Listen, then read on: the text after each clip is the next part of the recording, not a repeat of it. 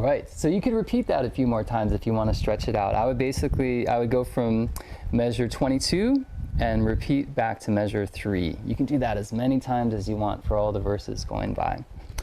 So, as you might have noticed, there's some familiar things in the song, right? Hopefully some of the fingering, some of the techniques that we're using are going to start to become more and more familiar as we go along. There's that alternate bass, right? Just 2 chords, we're just using D and G7, or G and D7, sorry. And it starts out with open and close position. So even though in the second measure you see a 5 there, I still use my pinky and imagine that I'm playing 4 and 5, although I'm not playing this note on the 3rd string. Here it is with the bass notes. 2 notes on upbeats, then we're going to do that pinch where we play on the downbeat, and then another pinch. Then upbeat, then. If you wanted to, if you get more and more comfortable doing the slides, you could slide into that first shape that moves here. Slide. There's a slur, right? I'm sliding into the bass note. Even sliding down here, so that smooths out the sound. That idea.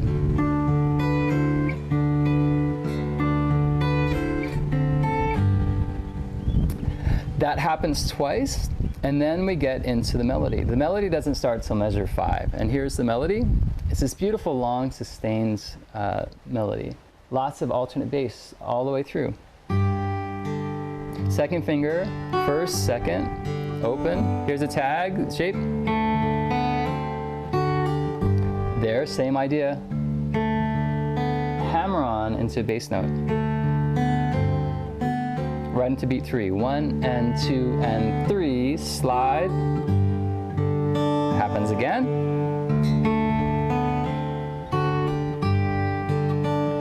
Now it pinches right with the bass, and then jump up, 3rd finger to 1st.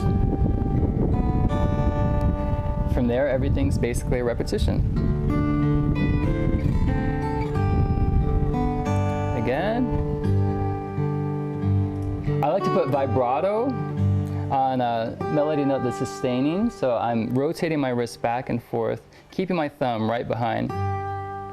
It's a good way to loosen up your left hand. The whole idea is to really try to get your fingers to be very, very loose and relaxed. If you can get a good vibrato going, it'll really help you to get your left hand to loosen up a bit. So when you play that melody, put some vibrato in there.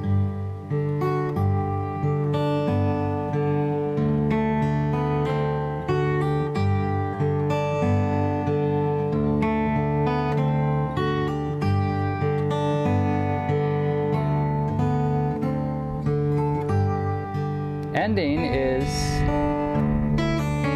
tension note, right implying that A7, slide. Now we're going to do bass note and a harmonic on the 4th, 3rd, and 2nd. Slowly.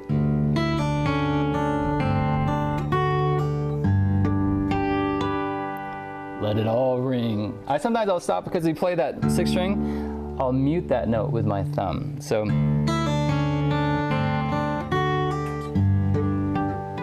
I stopped that note with my thumb.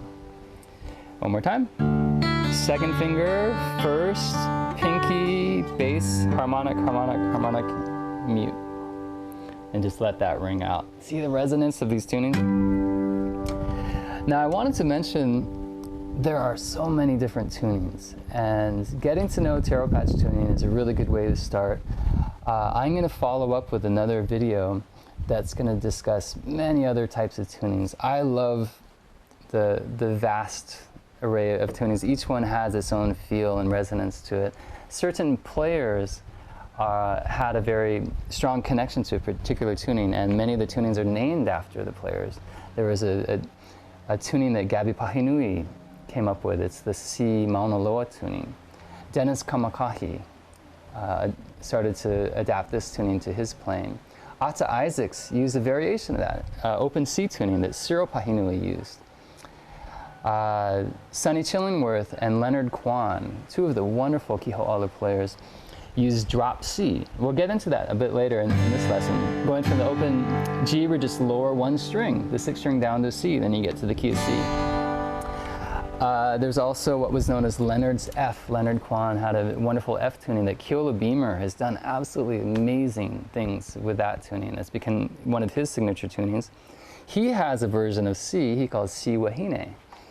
And it goes on and on. There's so many different variations on the tuning. So keep that in mind. We're starting getting these techniques, alternate bass, right and left hand positions going. We're going to apply those to many different tunings and create a wide variety of sound. Not every song is going to be in the key of G, right? So you want to get comfortable playing this, but we're going to then play in other keys as well. Okay, so now for the third song that we're going to learn. It's an original piece that I wrote, but really it's just based on a lot of the wonderful traditional techniques and styles that we have in the slack key tradition. We're going to use, once again, our G and D7 chord. We're going to use the steady alternate bass, and we're going to use hammer-ons, pull-offs, slides, and chimes. Those three things that we talked about. A little bit of the open and closed position again. And I'm just trying to reinforce some of the things that we've worked on already and broaden your repertoire. A lot of things you learn in this song, I want you to keep as sort of categorize them and keep them in your reference library, I guess you could say, of different phrases and patterns that you'll play. You'll use them again and again. And always try to associate something that you learn with the chord that it goes to. For example, if I use this shape, I'm thinking a G chord. If I use this shape, I'm thinking of D7 chord, G. You will find, though, often shapes move against a steady bass pattern. So I might play those shapes moving against a D bass.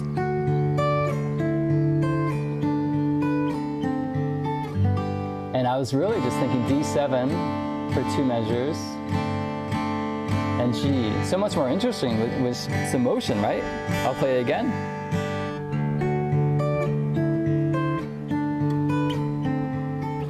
That was just a descending line, open and closed position over a D chord, going from 11 and 12, 9 and 10, open position, 7, 9, 5, 7, then resolving to G at 4 and 5, back home. So anyway, just keep in mind as you learn things, associate them with what chord is going on. And the chord symbols are written above each measure and each place where a new chord happens.